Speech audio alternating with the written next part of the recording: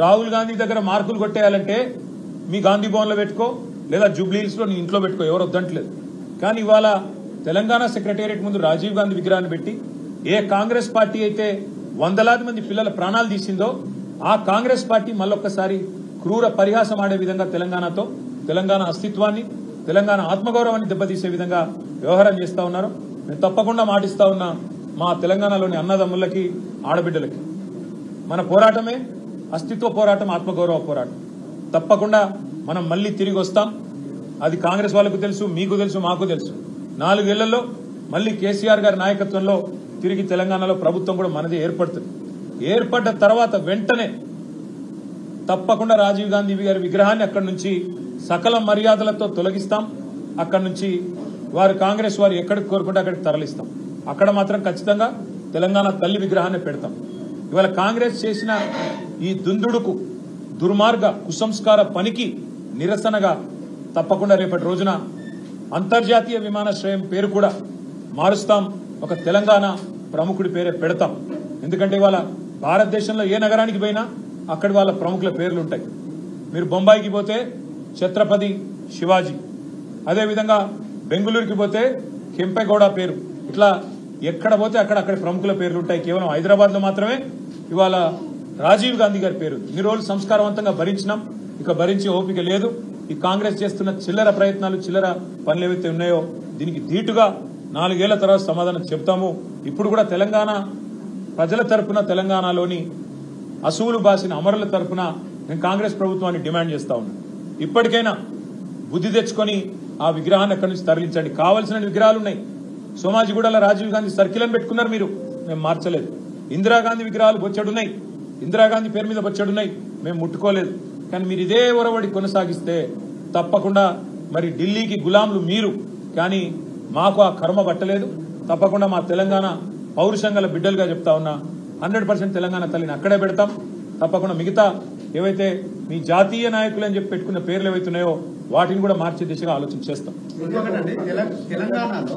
తెలంగాణలో ఈ 8 నెలల పాలనలో, కాంగ్రెస్ పాలనలో మహిళలపై జరిగిన అఘాయిత్యాల వివరాలు మీరు మహిళా కమిషన్ అందిస్తామని మీరు అన్నారు. బీఆర్ఎస్ 9 ఏళ్ల పాలనలో 1,50,000 చిలుకు అఘాయిత్యాలు జరిగా వివరాలన్నీ కూడా కేటీఆర్ మాట్లాడితే బాగుంటుంది, ఆ వివరాలని నిన్న బయట పెట్టారు సీతక్క. సరే, ఇన్ని రోజులు 8 నెలలు గవర్నమెంట్లో ఉన్న తర్వాత మొత్తానికి మంత్రి గారికి మహిళల మీద జరిగిన అఘాయిత్యాలు గుర్తుకొచ్చినందుకు, ఇప్పటికైనా గుర్తుకొచ్చినందుకు మంచిదే. మహిళా కమిషన్ కానీ ప్రభుత్వం కానీ చేయాల్సిందేంది? ఎక్కడన్నా మహిళల మీద ఏమైనా జరిగితే అఘాయిత్యాలు కానీ అత్యాచారాలు కానీ వారు ముందే స్పందించాలి. కానీ ఎట్లా ఉంది ప్రభుత్వం వైఖరి? దున్నపోతు మీద వానబడ్డట్టే. అక్కడ కొల్లాపూర్లో ఒక చెంచు మహిళ మీద అఘాయిత్యం జరిగితే మా నాయకురాలు సత్యవతి గారు, సబిత గారు, మా నాయకులు మరి జనార్దన్ రెడ్డి గారు, గోవల బాలరాజు గారు, బీరం హర్షవర్ధన్ రెడ్డి గారు అందరూ పోయి ఆ అమ్మాయిని నాగర్ కర్నూలు ఆసుపత్రిలో చేర్పించేదాకా స్పందన లేదు. అదేవిధంగా మొన్నటికి మొన్న షాద్ నగర్ లో ఒక దళిత మహిళ మీద అక్కడ పోలీసులు అఘాయిత్యం చేస్తే దాని మీద స్పందన లేదు. చివరికి మా నాయకురాలు సబితా ఇంద్రారెడ్డి గారు పోయి గొడవ చేస్తే, మా ఆర్ఎస్ ప్రవీణ్ కుమార్ గారు పోయి గొడవ చేస్తే మొన్న మధ్యన ఆ పోలీసులను సస్పెండ్ చేసింది. ఒకటి కాదు, ఇవాళ చెప్పమంటే ఎన్ని అఘాయిత్యాలు, ఎన్ని అత్యాచారాలు జరుగుతున్నాయో తెలంగాణలో 8 నెలల్లో మీరే మీ కళ్ళ కట్టినట్టు చూడొచ్చు. మహిళా కమిషన్ అయినా, రాష్ట్రంలోని శాంతి భద్రతల విభాగం పోలీసులైనా చేయాల్సిన పని ఏందండి? వాళ్ళు చేయాల్సిన పని మొదలు ఖచ్చితంగా రాష్ట్రంలో మహిళలు కానీ, పిల్లలు కానీ, రాష్ట్రంలో ఉండే మా అన్న తమ్ముళ్ళు కానీ, ఇక్కడ ఉండే కుటుంబాలు కానీ శాంతియుతంగా బతికే విధంగా చూసుకోవాలి.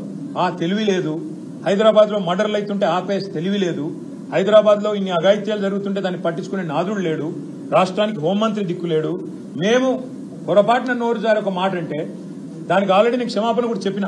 ఇక ప్రపంచంలో ఇంతకంటే పెద్ద సమస్య లేనట్టు దాన్ని సమస్య చేసి కావాలని దానికి రాజకీయ రంగు పులిమి ఇవాళ ప్రయత్నం ఏదైతే చేస్తున్నారో నేను మంత్రి గారికి ఒకటే చెప్తా ఉన్నా, మీకు మహిళల పట్ల చిత్తశుద్ధి ఉంటే మీ ప్రభుత్వానికి తప్పకుండా ఒక ఎంక్వైరీ చేయండి. ఎలాంటి అఘాయిత్యాలు జరిగాయి, ఏం జరిగినాయి, శాంతి భద్రతలు ఆనాడు ఎట్లుండే, ఈ రోజు ఎట్లుండే, ఏం చేసిందండి ఆనాడు మా ప్రభుత్వం? ఇక మా మహమూద్ అలీ గారు ఇక్కడనే ఉన్నారు, హోంమంత్రిగా పనిచేశారు. షీ టీంలు పెట్టింది ఎవరు? భరోసా సెంటర్లు పెట్టింది ఎవరు? విమెన్ సేఫ్టీ వింగ్ చాలు చేసింది ఎవరు? షీ షటిల్స్ ప్రారంభించింది ఎవరు? దిశాని ఆ రోజు ఒక ఇన్సిడెంట్ జరిగితే వాళ్ళు నేను అడుగుతా ఉన్నా, కోల్కతాలో ఒక అమ్మాయి మౌమితా గారి మీద అక్కడ దాడి జరిగితే, అఘాయిత్యం జరిగితే, చాలా కిరాతకంగా అమ్మాయిని చంపేస్తే ఏమంటున్నారు ఇవాళ ఢిల్లీలో డాక్టర్లు, ఇంకా ఇతర చోట్ల, ఇతర నగరాల్లో అక్కడ నిరసన చెప్తున్న డాక్టర్లు ఏమంటున్నారు? తెలంగాణ తరహాలో న్యాయం చేయండి అంటున్నారు. That is KCR, that is Telangana. మీకున్నదా మాట్లాడే నైతిక హక్కు? వాళ్ళు ఏం జరుగుతున్నది తెలంగాణలో? ఎవరి మాన ప్రాణాలకు రక్షణ లేదు, ఆస్తులకు రక్షణ లేదు. తెలంగాణలో విచ్చలవిడిగా ఇవాళ కిరాతకంగా హత్యలు జరుగుతుంటే పట్టించుకునే నాదుడు లేడు, హోమ్ మినిస్టర్ లేడు. వీళ్ళు మాట్లాడతారా? తప్పకుండా అన్ని విషయాలు ప్రజల దృష్టి